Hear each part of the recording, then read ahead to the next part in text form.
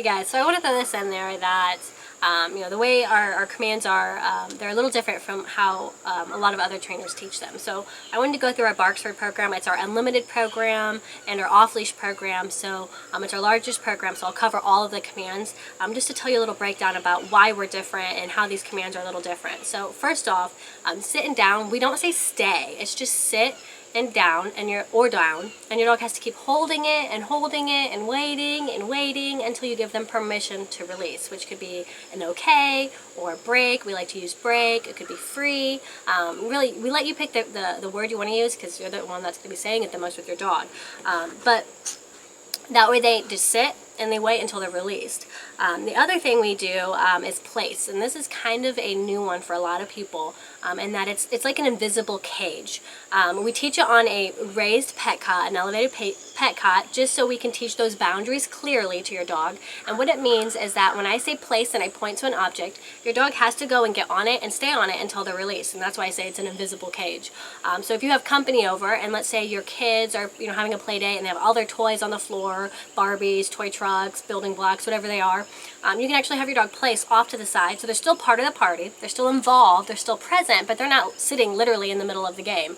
And we all know that dogs can be very cat-like, that if you're playing a game, they want to be right in the middle of it. So they can still be present, but maybe just off to the side. Or if you have company over and you guys are eating in the kitchen and living room, you can have them place off to the side so that they're still present, but they're not begging for food, they're not stealing food that's that's fallen on the floor, because that happens. And that way, they're just not in everybody's way. They're just present, but not in your face.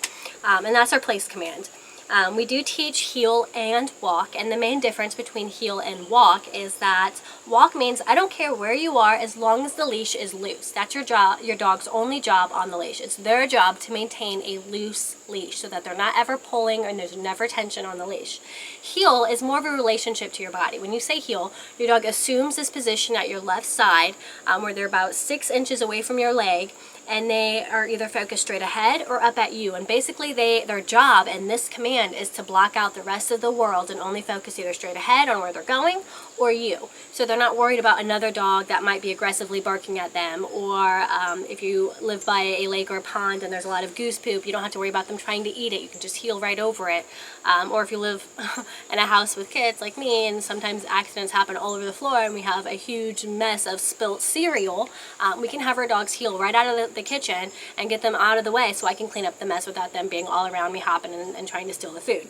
And so that's our main differences between heel and walk. Another one is, let's see, why do we teach your dog crate and to wait politely for food? So crate is your dog's bedroom. It should be their sanctuary. It should not be a punishment, and it should be a place they choose to go to get some rest.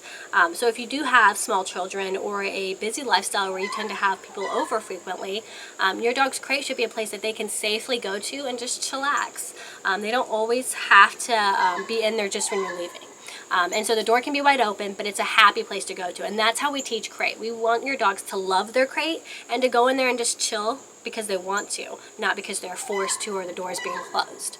And then to wait politely for food. That is one of those subtle things with us humans, but extremely powerful with dogs, and that, I don't have time to eat before my dog. I don't have time to be like, let me get breakfast real fast and then I'll feed you, just to maintain that hierarchy status. I usually eat on the go. So what I do, and how we teach it and how you guys can do it as well, is we still make them earn their food by working for it. So we have them, sit off to the side. We dish out all their food. If you have multiple dogs, you dish out all their different foods.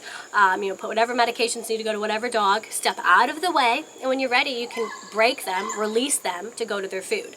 And that is their subtle rite of passage of, okay, you guys worked for this food, you guys earned this food, you bought this food, and you're sharing it with me, the dog. And so they still have that sense of earning their keep. The calm down the first time they're told to, that's our enough command, and it kind of goes 3 ways. It can be used for excessive playing, excessive barking, and excessive licking or whining.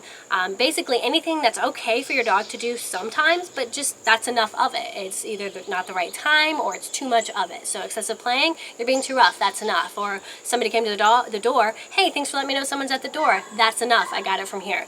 And so that's what our calm down command is. The